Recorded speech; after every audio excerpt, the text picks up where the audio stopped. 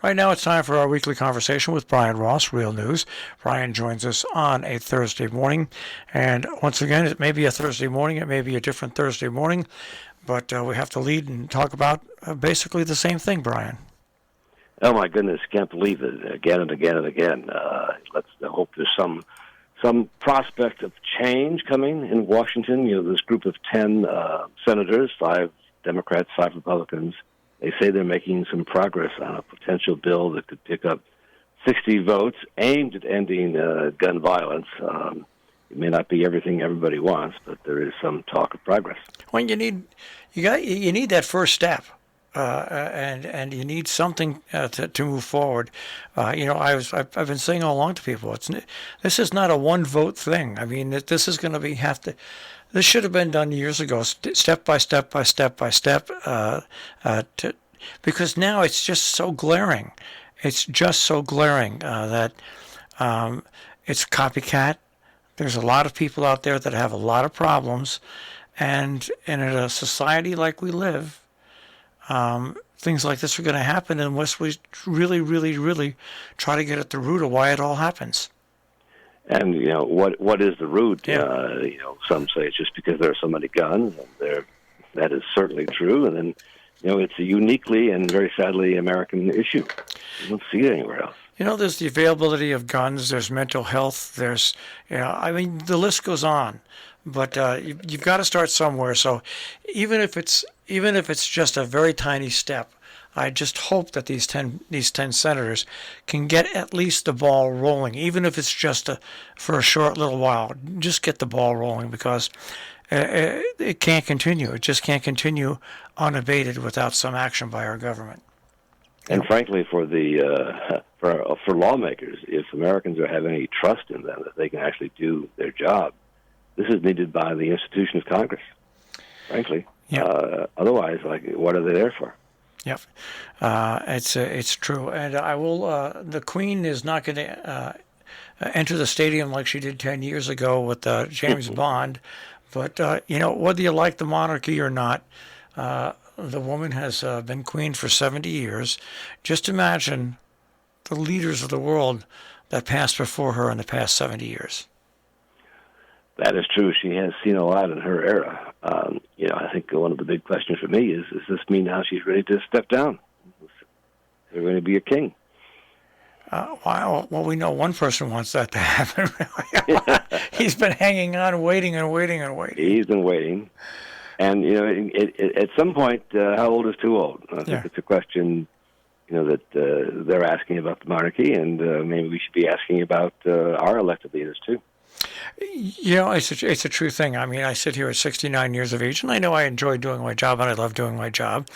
I can't do my job like I did 10 years ago. I can tell you that right now. I just can't.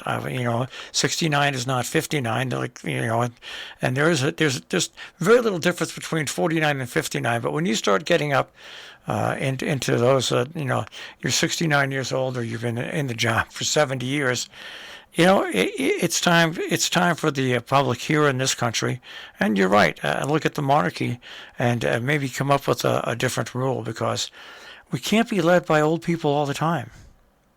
Right, and this is not ageism. It's just a question of competence and ability, and as you know, there are questions about some senators and their ability to carry out their jobs because of how old they've become, and age does change people. And on the other hand, we value the wisdom and the experience of people, and someone like you still do your job. I don't think anybody in the audience would know what it is you can't do anymore. It seems like you're doing it very well every day. It's when you're so public like the Queen, but you know what? God bless her. That's all I'll say. God bless her. She's been through a lot. All right. Well, so it's a nice show to distract us from the real world issues, right? Yeah, absolutely. Well, let's go to. Oh gosh, I can't believe I'm going to go here. But the verdict, the verdict yesterday. Are you surprised? I was surprised at the amount of damages they awarded. Not the compensatory damages, the other damages. $10 million, and I think it was $3 million. $10 million in favor of Depp and $3 million in favor against Depp's lawyer. I was surprised at that, but was I surprised at the outcome where Johnny Depp actually fared better, even though it was kind of split out? No, I wasn't surprised at all. He had a very effective, not only team of lawyers, but a very effective public relations team working, in overdrive to essentially inundate social media with messages that supported him. And, the jury was not sequestered. They were able to look at all this. Whatever they looked at when I got home, it's pretty hard to ignore it if you were at all following the news. I do worry whether this has an impact, as Amber Heard said, on the ability of women to come forward and to be believed. I was surprised, frankly, that so many people found her story not to be believable, that she was making things up. That was the finding of the jury, and this has the prospect, I guess, of bankrupting her. Well, you look at I went back and I looked at clips from the original op-ed that she did.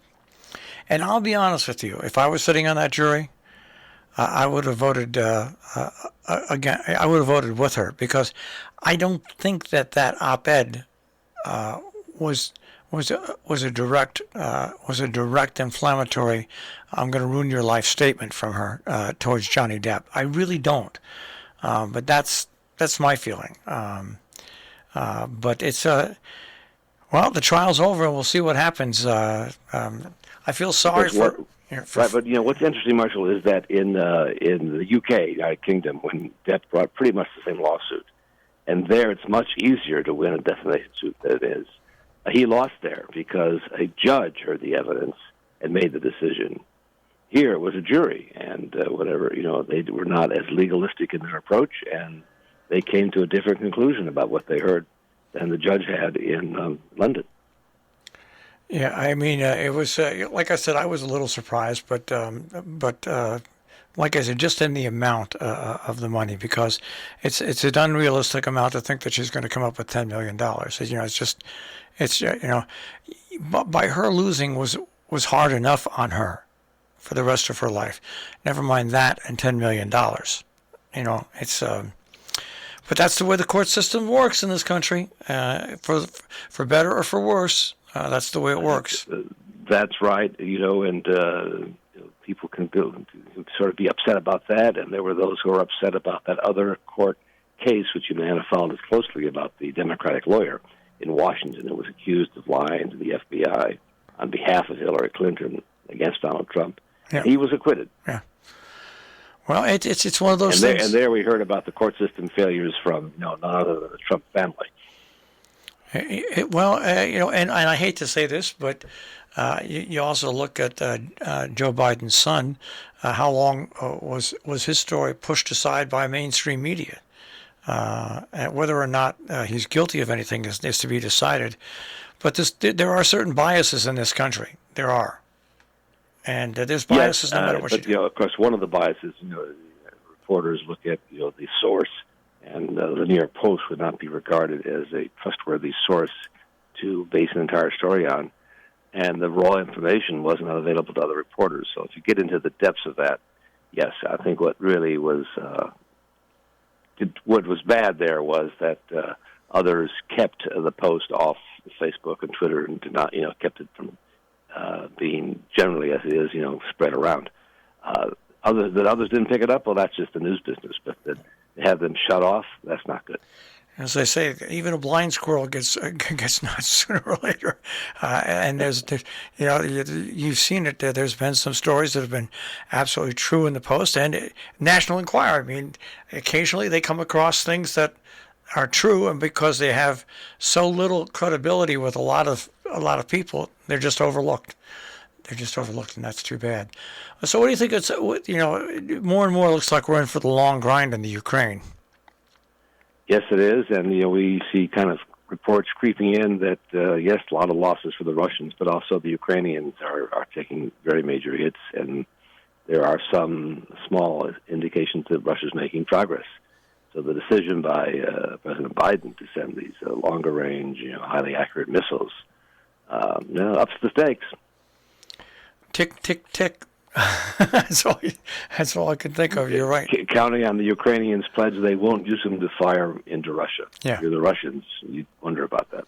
I have no problems if the Ukrainians want to go back after Crimea and things like that, or even if attacking staging units on the border of their country, where other other units are coming in and they're storing ammunitions and stuff like that right on the border. But using the missile to strike into Russia would be a harrowing thing to think of. Well, that would be exactly what Russia would use as a pretense to, expand this war. One they probably can't win, but they continue to sort of shake and expose that sort of nuclear threat. So none of that is good. None of that is in the direction anybody wants in this world. All right. Brian, no matter what the topics are, it's always great to speak with you. We'll check with you next week. And to you, hope the fog lifts and we have a nice weekend. And I want to remind everybody the tribute to Ed Kirby is this Saturday at Housatonic Valley Regional High School beginning at 10 o'clock. Great man. Great man is right. All right. We'll speak to you next week, Brian. Okay. Take care. Brian Ross and Real News here on The Breakfast Club on Robin Hood Radio. You can find Real News at robinhoodradio.com. Click on Real News with Brian Ross.